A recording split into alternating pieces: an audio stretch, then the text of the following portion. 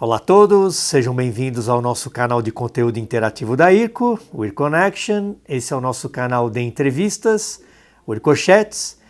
Eu tenho o prazer de receber novamente Herbert Costa, sócio da Effex Capital, uma empresa de consultoria especializada no M&A 2.0. E vamos abordar questões relacionadas ao blockchain, regulamentação e outros assuntos.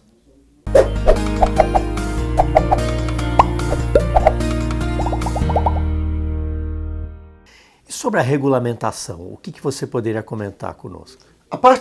Quando a gente fala da parte de regulamentação, primeiro é importante entender o seguinte: nenhum órgão regulatório diz como você deve fazer aquilo através de qual tecnologia. Ele diz que você deve seguir alguns padrões e aqueles padrões devem estar registrados. Agora, se você vai utilizar o RPX, o RPY ou uma planilha de Excel, não existe escrito isso dentro de algum órgão específico. E o mesmo vale para blockchain.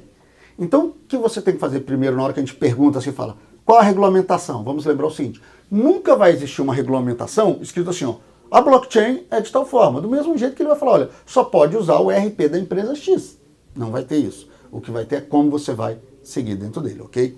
Isso posto, a gente vai para a segunda visão sobre esse mesmo item. Ok, e os ativos transacionados dentro da blockchain? Porque como a gente falou, o outro, quando você está fora, eu sou obrigado a ter um contrato. Dentro da blockchain eu tenho um contrato, mas é um contrato assinado digitalmente. Como que o mundo está quanto a isso? A gente pode dividir aí o mundo nos primeiros países que realmente olharam, entenderam a tecnologia e falaram, vou usar ela aqui dentro para poder descentralizar e ajudar as pessoas. Então a gente está falando de, ali na parte da Suíça, alguns países da Europa muito focados dentro disso. Japão foi um dos primeiros que olhou para isso também e falou, olha, que interessante, aqui eu vou liberar e começar a trabalhar com essa forma. Os Estados Unidos, ele nasce liberando e falando assim, ok, a gente pode transacionar, aí vem até o termo STO, que são os security tokens, começa a criar uma norma para isso, e com uma norma mais pesada, fica algo até mais difícil. Você vai sim gastar um dinheiro com consultoria, com algo para você poder atender a todas essas normas. E tem o terceiro, que é o mais preocupante de todos, são aqueles países que não falaram nada ainda. Então aí é um risco maior que você nunca sabe para que lado que ele vai.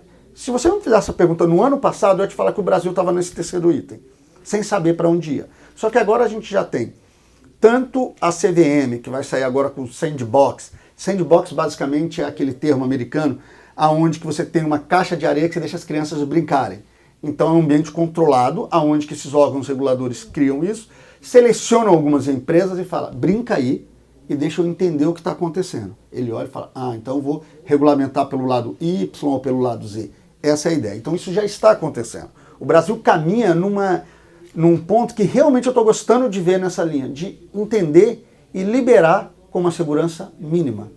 Essa é uma parte bem interessante, então, de como que está a regulamentação. Outros países que chamam a atenção são países que nunca olharam para esse mundo e entraram forte. Bielorrússia.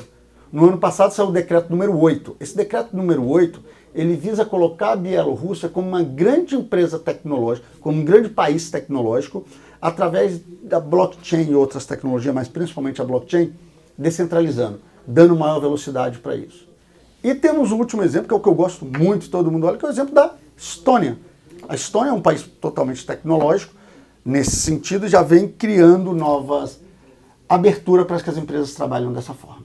Com relação à regulamentação, você teria algum exemplo prático de algum país que tenha enxergado uma oportunidade em cima disso, já feito algum tipo de regulamentação mais específica?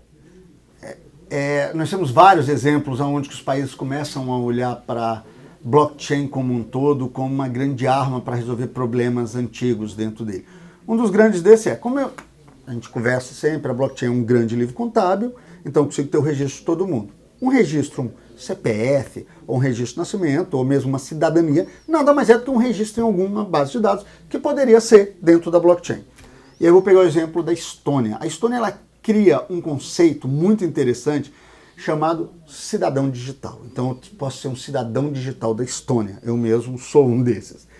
O que significa isso? Você entra dentro do site deles, manda os seus documentos e vai conseguir esse título. Esse título te permite ter todos os benefícios de um cidadão da Estônia, como transitar dentro da zona lá do euro, você poder ter uma empresa lá dentro, você está apto a poder ter conta em banco, trabalhar lá em tudo, você só não pode morar lá. Olha que interessante isso.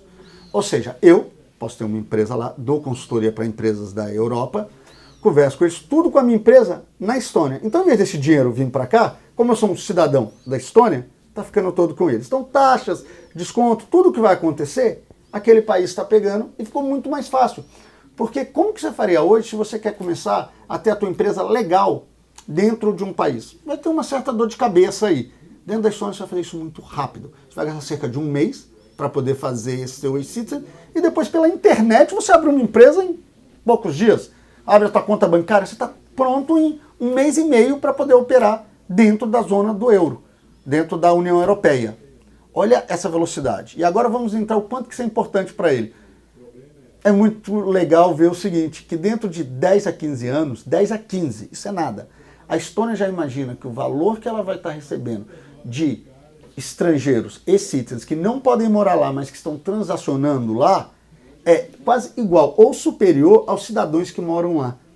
Então, os cidadãos vão ter todo o benefício da previdência, dos valores também de saúde, de tudo isso público, e pessoas que estão colocando dinheiro não vão poder utilizar. Olha que interessante. Isso são alguns benefícios que a blockchain pode trazer. Um outro, a China está trabalhando também com algo interessante, onde que a moeda dela, fundiária, ou seja, a moeda fiat é chamada a moeda que é produzida por um país, então aquele país ele produz essa moeda, e ela vai criar a cripto dela. Só que repara o seguinte, não é uma criptomoeda, é a moeda, sim, chinesa, que vai ser movimentada inteira pela blockchain, sendo muito mais barato para eles produzir, manter uma gestão da onde está acontecendo com o dinheiro, da movimentação do dinheiro, acabando com problemas como a lavagem de dinheiro. Hoje, quando eu tenho dinheiro real na minha conta e passo para você, não dá para alguém saber quanto que eu te dei. Se todo o dinheiro dele é cripto e não existe mais o papel, 100% do dinheiro, o país, o Estado vai saber onde que está.